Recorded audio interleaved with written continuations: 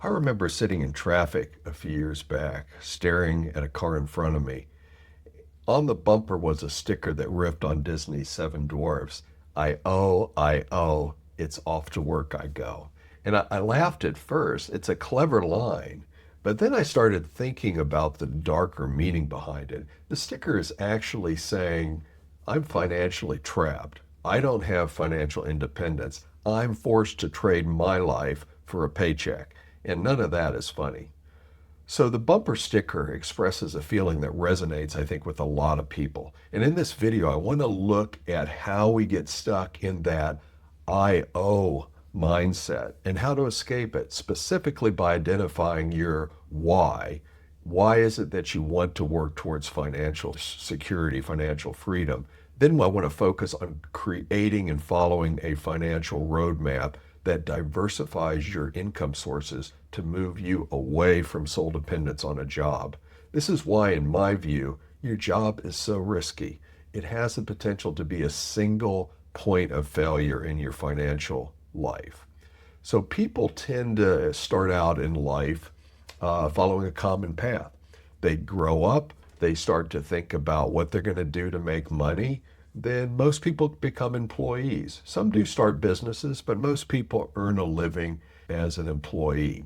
And each path has its pros and cons that I'd like to do a video on later on. As a young person begins their work, they need things like a car. We don't have mass transit in most places where we live in the United States, and they need a place to live. So all that stuff costs money, and then there's probably going to be marriage and family along the way for a lot of folks. So really what we're doing is the focus is on the now, as it should be. It's necessary to have a shelter, it's necessary to have transportation, and all these things cost money. We're literally mortgaging our future life to live our current one, and that's the trap. The future arrives, leaving most people unprepared. But you may push back and say, hey, James, it's different for me. I'm highly skilled and will always be able to make money. And that may be true, but wouldn't you prefer your decision to continue working to be based on your enjoyment of the work you're doing and not the financial necessity of it? I mean, that's really the name of the game. And here's a true story. There was a surgeon that had a locker next to me at a club, and he was a good racquetball player. But anyways, he was in his early 60s and absolutely hated his work. I asked, well, why don't you just go ahead and retire? And he said he couldn't afford to retire because of his vacation homes. And, that's called lifestyle creep. It's a trap, and he was a prisoner of it. And I've heard this variation of this story so many times, and you probably have too. It's common for people who are dissatisfied with their current situation, with their job, to escape by spending money on, nice vacations or nice furniture, things that distract and maybe make them feel better about their current situation. But the problem is that what they're doing is they're making a choice. With every dollar they're spending, they're making a choice for either current comfort or future comfort, future financial security. What I'm arguing here today on this video is that it's much better to have some short-term pain for the long-term gain than to underprepare for financial security. So how do we go about fixing that condition? Well, the first is we absolutely have to have a why. Why do we want financial freedom in the first place? Oh, it'd be nice to have and so forth. We need to have a very clear reason why we want that. And that is critical before we can change our behavior. And so I propose that there are several problems with solely relying on yourself to make money. In other words, having a job. If you're employed, there's going to be, at some point in time, for you young folks out there, you haven't experienced it yet, but everybody out there who is 50 or more has experienced, or most people have experienced, age discrimination. And then, of course, businesses downsize.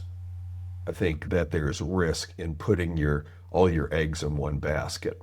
And so the realization alone, this should be motivation for you. This should be your why for why you want to have financial freedom.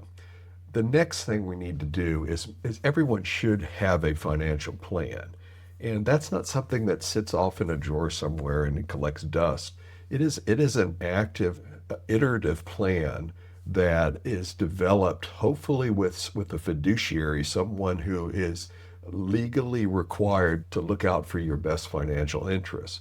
You think about it as a roadmap. You need a map to know, okay, I want to get to point A, point B from point A. How am I going to get there?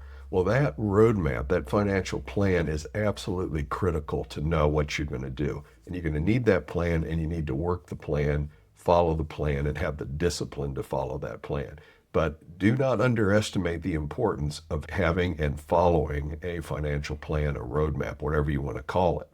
Now, if you feel overwhelmed, you say, "Oh, this is just too much happening. I don't know how to go about doing it, and I can't afford a certified financial planner or some other fiduciary serving in a role of a fiduciary."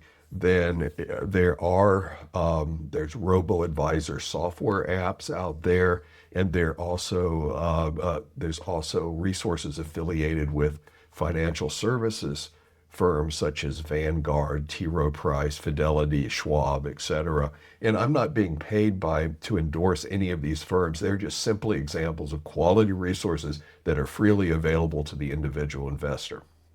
And some may say, okay, well, I'm in my 50s, 60s, 70s. Is it too late for me to work towards financial freedom? And I say absolutely not. As long as you're alive, it's not too late. There's always something that you can do to move in a better direction. And we can't change the past. That's really important. I think we realize that. But let's be real clear. We can't change the past, but our actions today will impact our future, either for better or worse. There's some other aspects about work we need to talk about, but I'm going to save that for a separate video. So to wrap up here, there is social pressure out there, whether you feel it or not, that pushes us toward a consumer-driven lifestyle. Another trap is that a person's identity gets mingled with their work to the exclusion of other aspects of life, such as your hobbies, friendships, family, community, and so forth. Those are really the important aspects that make life worth living. So it's important to diversify both your sources of income as well as your life's interests. So don't allow work to monopolize your life, for you and your work to become too integrated. The goal here is to actively work towards financial freedom, to move away from an over-reliance on your job. What are your thoughts on this topic? Do you feel sufficiently diversified from work, both emotionally and financially? Let me know in the comments, and thanks for watching.